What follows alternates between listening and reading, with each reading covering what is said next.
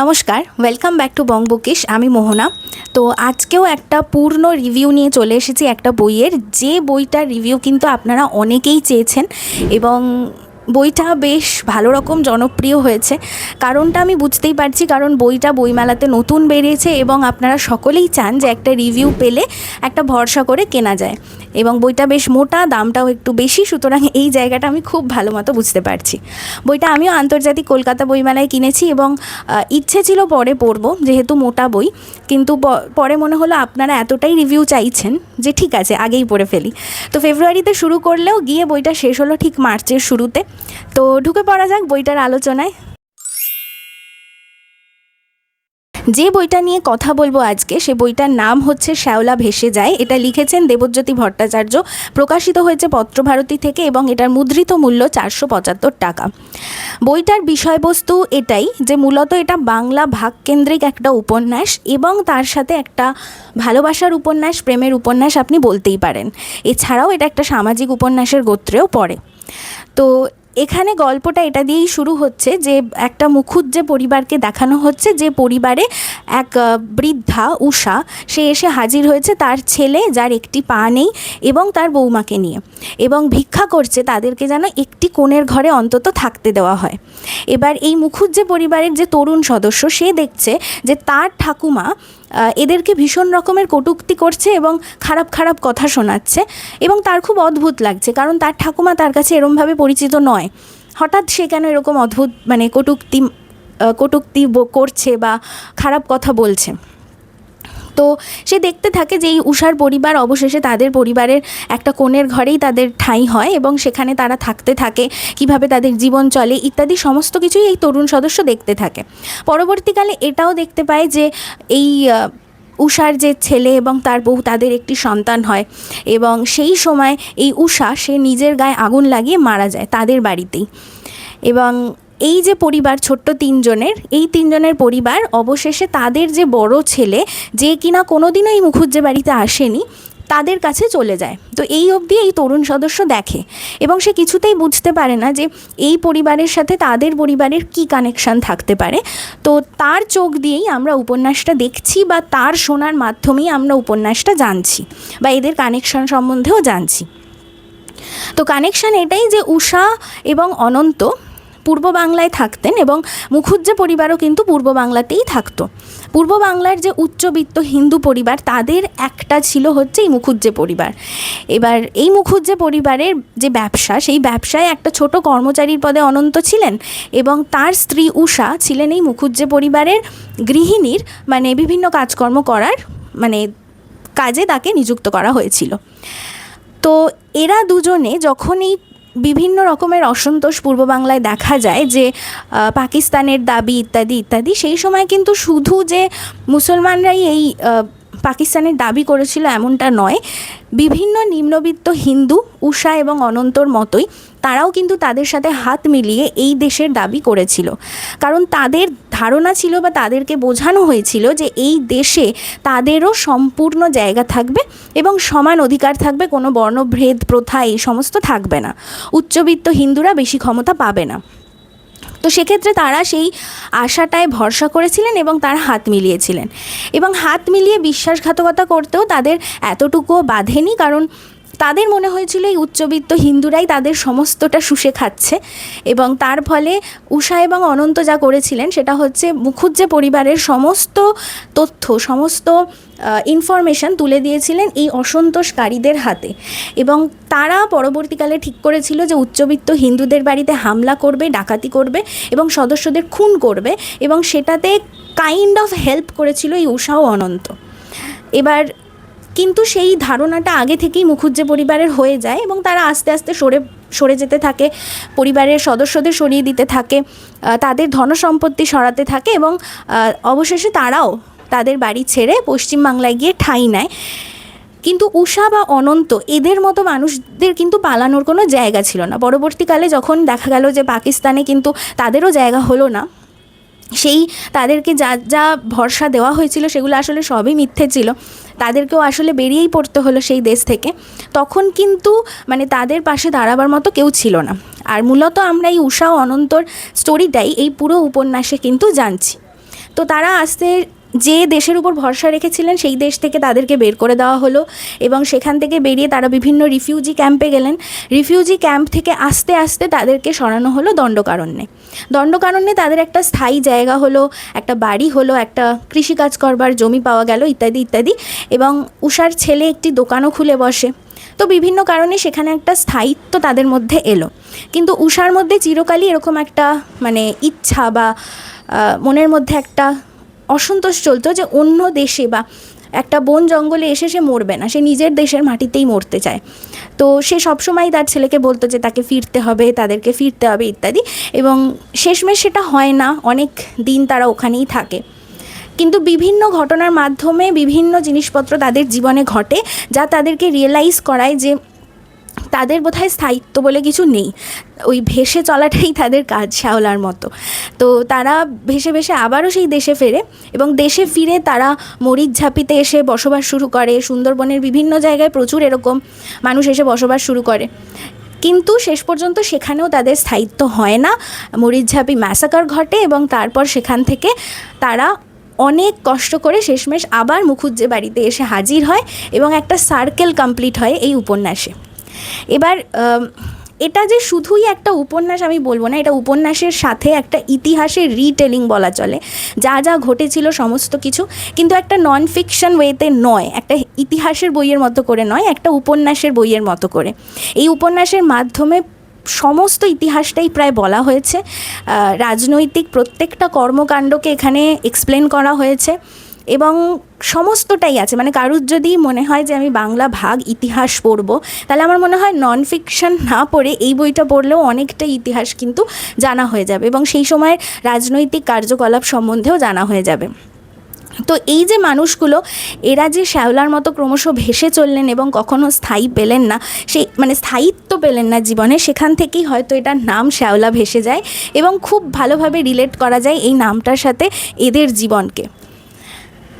উপন্যাসটা আমার সত্যিই খুব ভালো লেগেছে যে এরকম সুন্দরভাবে একটা ইতিহাসকে যে বলা যায় উপন্যাসের মাধ্যমে অনবদ্য। দেবজ্যোতি স্যারের লেখা আমার চিরকালই ভালো লাগে, অসাধারণ। তিনি যেভাবে প্রকৃতিকে বর্ণনা করেন, যেভাবে এক একটা দৃশ্যকে বর্ণনা করেন, সেটা অনবদ্য। এখানে আরেকটা গল্পের কথা আমি বললাম না, যেটা প্রথমেই বললাম যে এটা কিন্তু একটা শুধুমাত্র ঐতিহাসিক উপন্যাস বা সামাজিক উপন্যাস বা বাংলা ভাগকেন্দ্রিক উপন্যাস নয়, এটা প্রেমের উপন্যাসও বটে। তাহলে এই প্রেম কোথা থেকে আসছে?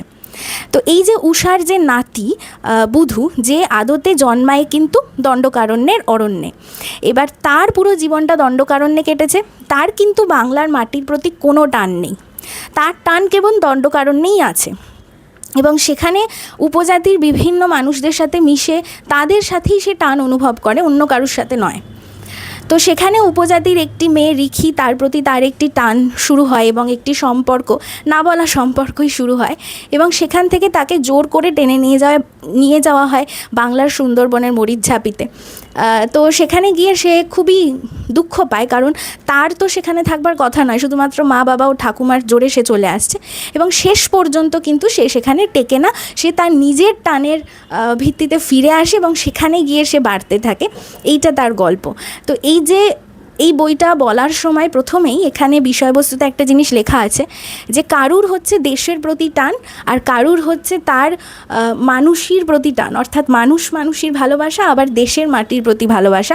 এই দুটোই আপনি এই উপন্যাসে সমানভাবে পাবেন। তো সেইটা কিন্তু সমানভাবে এই উপন্যাসে আছে। এবার কিছু কিছু জায়গায় হয়তো পড়তে গিয়ে আপনার একটু বোরিং লাগবে, কারণ কিছু কিছু ইনফো ডাম্পিং আছে, কিছু কিছু জায়গায় শুধুমাত্র অফিসিয়ালদের কথাবার্তা, একটু ইনফো কেন্দ্রিক মনে হবে, তখন হয়তো একটু বোরিং লাগতে পারে। আর এই বইটা কিন্তু মোটেও ফাস্ট পেসড নয়, আগে থেকেই বলে দিচ্ছি যারা ফাস্ট পেস বই পড়ে অভ্যস্ত, এটা কিন্তু ফাস্ট পেস নয়, বেশ স্লো পেসড এবং আপনাকে মনোযোগ দিয়ে এবং একটু মানে থেকেই পড়তে হবে, যার জন্য আমারও পড়তে এতটা কিন্তু সময় লাগলো, যে ফেব্রুয়ারি থেকে শুরু করেছি বাট সেই মার্চে গিয়েই শেষ হলো। তো সেই জিনিসটা মাথায় রেখে অবশ্যই পড়বেন। আমার চিরকালই দেবজ্যোতি স্যারের লেখনী খুবই ভালো লাগে, এবং এই যে শুরু হয়ে একটা সার্কেলে গিয়ে শেষ হওয়া, অর্থাৎ তাদের জীবনটাও একটা সার্কেলে শেষ হলো, উপন্যাসটাও একটা সম্পূর্ণ বৃত্ত কমপ্লিট করলো, এইটা মারাত্মক কনসেপ্ট। মানে আমি ভাবতে পারিনি এরকম হবে, তো সেটা হয়েছে, খুবই ভালো লেগেছে আমার। এখানে কিন্তু বইটা একটু বেশ মোটাই আছে, সুতরাং সময় লাগবে পড়তে, সেটা ভেবেই কিন্তু পড়বেন। আর যেহেতু বইটা একটু বড়, সেহেতু বইটার ফন্টের আকার একটু ছোট বইতে, এবং আমার মনে হয় সেটা এই জন্যই করা হয়েছে, কারণ ফন্টের আকার যদি আরেকটু বড় হতো তাহলে আরও মোটা হতো, সেক্ষেত্রে আরও অসুবিধে হতো। তো সেইটা একটু দেখে নেবেন আপনারা সকলেই। আর আমার কিন্তু প্রচ্ছদটাও বেশ বেশ বেশ ভালো লেগেছে, মানে সত্যি মানে খুবই সিগনিফিক্যান্ট একটা প্রচ্ছদ, এবং বইয়ের যে উপন্যাস তার সাথেও বেশ বেশ মিল আছে কিন্তু এই প্রচ্ছদে। যেটা আমার সব থেকে বিরক্তিকর লেগেছে উপন্যাসে, সেটা হচ্ছে উষার চরিত্র, মানে মূল চরিত্রকে নিয়েই আমার কমপ্লেন আছে। মানে এই যে প্রতিবার যখনই সে সাহিত্য পাচ্ছে, তখনই তার এই যে বাংলায় ফিরে যাওয়ার টান, আমার মনে হয় এটা যদি না হতো তাহলে তাদের এন্ডিংটা হয়তো আরও অন্যভাবে হতো, হয়তো ফুল সার্কেল হতো না, হয়তো উপন্যাস যেভাবে শেষ হয়েছে সেভাবে হতো না, কিন্তু আমার মনে হয় অনেকটা বেশি তারা সুখে শান্তিতে শেষ করতে পারতো, যেটা তাদের হয়নি। প্রতি ক্ষেত্রে বারংবার উষার এই যে বাংলায় ফিরে যাওয়ার ইচ্ছা বা নিজের মাটিতে মরার যে ইচ্ছা, এটা খুবই বিরক্তিকর। তার জায়গায় আমার সরস্বতীর চরিত্র, মানে উষার বৌমার চরিত্র, তার ছেলের চরিত্র বা তার নাতির চরিত্র অনেক বেশি বাস্তবিক মনে হয়েছে রাদার দ্যান উষা। তো এইটা আমার খুব বিরক্তিকর লেগেছে। প্রতিবারই প্রায় যখনই সে কথাগুলো বলছে, আমি প্রায় পাশে এক্সক্লামেশন দিয়ে লিখে রেখেছি যে আবার শুরু করলো। তো এরকম আর কি, মানে উষার চরিত্রটা খুব অদ্ভুত লেগেছে আমার। তবে এই যে উষার প্রতি বিরক্তি, এটা হয়তো আপনার বুধুর প্রতি লাগতে পারে। বুধু অর্থাৎ উষার নাতি, যে কিনা মরিচঝাপির ওরকম একটা ম্যাসাকারের পর বা মরিচঝাপি ম্যাসাকার হওয়ার আগেই তার বাবা মা এবং ঠাকুমাকে ফেলে সে তার ভালোবাসার দিকে ছুটে চলে যাচ্ছে। হয়তো আপনার মনে হবে সে কতটা সেলফিশ, যেরকম আমার উষাকে প্রচণ্ড বিরক্তিকর মনে হচ্ছে, কিন্তু আদতে যদি ভেবে দেখেন, এরা কেউই কিন্তু উপন্যাসের ভিলেন নয়, কেউই কোথাও কোনোভাবেই ভিলেন নয়।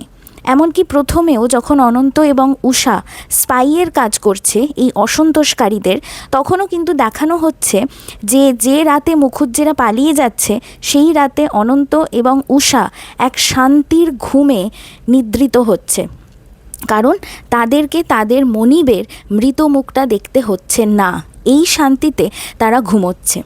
সুতরাং দেবজ্যোতি স্যারের উপন্যাসে কেউ কখনো ভিলেন হয় না।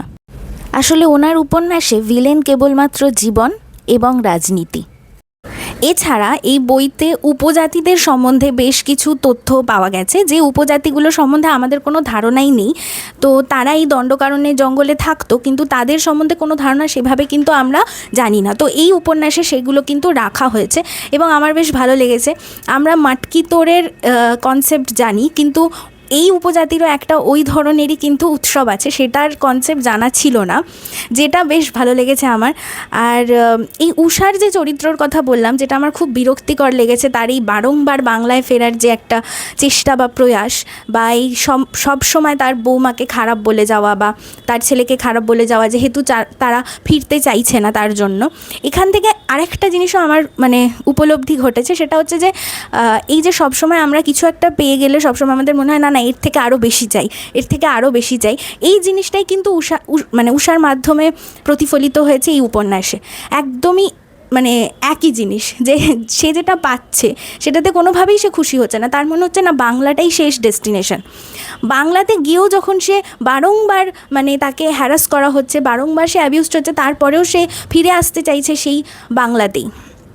তো এই জিনিসটা মানে আমার মনে হচ্ছে যে মানুষ ঠিক একই রকম, যে তারা যখনই কিছু পায় তারপরেও তাদের মনে হয় না এর থেকে বেশি, এর থেকে আরও বেশি পেতে হবে। তো এই জিনিসটা উষার মধ্যে দিয়ে খুব প্রতিফলিত হয়েছে, এবং যার ফলে চরিত্রটা আমার ভীষণ বিরক্তিকর লেগেছে। তো যাই হোক, এই হচ্ছে মূলত উপন্যাস, এবং আশা করি আপনারা পড়বেন, আপনাদের ভালো লাগবে।